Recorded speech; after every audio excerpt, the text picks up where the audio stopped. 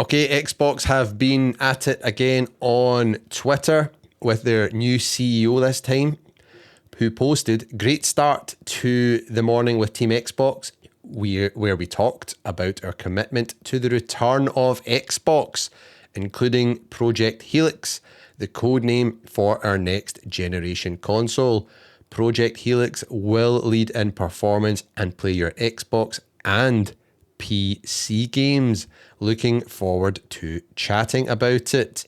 And then the official Xbox account also published a tweet, "The next generation of Xbox console, Project Helix," with a kind of code name logo here. I hope that is not the new Xbox logo. It looks terrible. That's just my opinion, obviously. But Project Helix. So we have got our confirmation, I guess you could say, that there's going to be a new Xbox. And this is going to, I guess, be or planned to be the competition for the PS6. I don't think it will actually give much competition, which we'll talk about in a moment as to why. And it's looking like Microsoft is planning to launch its next main console next year in 2027. And this is interesting because we spoke on previous episodes of the podcast about speculation that Sony might be pushing the PlayStation 6 launch date back to like 2028, 2029, or even 2030. And a lot of you who responded to comments on that video, that podcast, were happy about this, saying, yeah, I don't see there's any need for a new PlayStation console right now. A lot of you were saying, though, you would be keen to get your hands on a dedicated PlayStation 5 handheld console, this rumoured, I guess it's the PS6 handheld we keep hearing about. So that makes sense, and I think that could maybe come an interim to bridge the gap. However, the new Xbox is going to supposedly support multiple storefronts, which I guess lines up with what the new CEO, Asha Sharma, has just said, given it's a PC game, so you'll be able to play Steam and your Epic games, all your free Epic games on there. I would imagine as well that would mean they would need to drop their charge for online multiplayer. I wonder how they're going to approach that. I guess their desire is everyone being signed up to Xbox Game Pass anyways because of all the games on it. And that, I guess, kind of will subsidize some of their costs, because ain't nobody on PC going to want to pay to play online. Very interesting. And then, for the PS6, it's heavily rumoured it's going to be launching the console, which we mentioned, and then the handheld, which I'm really excited about, alongside it. And we know they're working on this with this new power saver mode, which has been rolled out to PlayStation, because that is the target for developers for getting games running on this new handheld. Well, PS5 games, that is. What do we think about that? Basically a pre-built gaming PC with an Xbox badge on it, kind of like what they did with the Asus ROG Xbox Ally X. They have the worst marketing team in the planet over there, the worst names. Hopefully they come up with something cooler for this thing. Even just call it Xbox Helix. Just don't call it Xbox One Series X plus 9 or whatever they do. Their names are so bad. But this is where it gets interesting. If it is, like I say, pre-built gaming PC, it's not going to be cheap, because if they're not charging for online multiplayer, and they also have, open storefronts where you can download and buy games from other stores other than the Microsoft Xbox store, which helps them subsidize costs for hardware. They will not be subsidizing the cost for this hardware. If you can buy games on Steam, they won't get a penny of it. If you buy games from Epic Games, they won't get a penny of that either. So this is going to be expensive, because they need to build their profit into the hardware. So when you buy it, they get a little bit of profit. And we have more news on that. And we've got some leaks here from Moore's Law is Dead, who's been on the ball with a lot of these kind of leaks. And he's totaled up a lot of the components which have been rumoured to go into this new Xbox Project Helix. And the components, this is not with any profit margin added on, could total anything between $900 to $1,500. Whoa.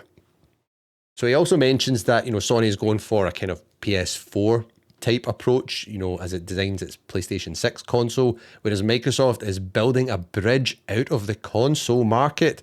So they'll probably charge $1,000 or more for this thing. And also the current prices of, RAM and GPUs are still going up, so it might be even more expensive, which is just wild to think about.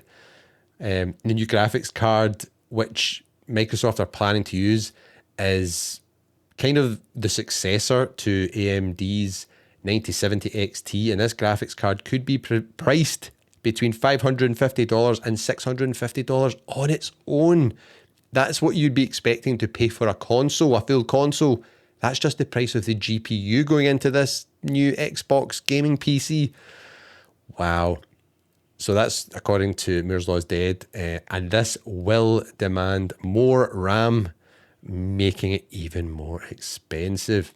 He believes that Microsoft probably could achieve a $900 price point if the next Xbox machine was manufactured on a large scale. He also thinks the company will want to make a profit on it. Well, obviously, because that's why they're in business, they want to make money. And he went on to say, so I will think that I expect at least $1,000. If they wanted to be crazy aggressive, I could see $900, and most likely I could see $1,200, but I don't think more than $1,500. Would you honestly want to pay $1,500 for an Xbox? Whoa. I wouldn't. That's a hard pass for me. It's a hard pass for me anyway. I don't want a gaming PC. I've already got a gaming PC. I don't want a pre-built gaming PC from Microsoft. That just sounds like just the pits to me. Like, no thanks. So we've got the PS6, is also expected to be pretty expensive.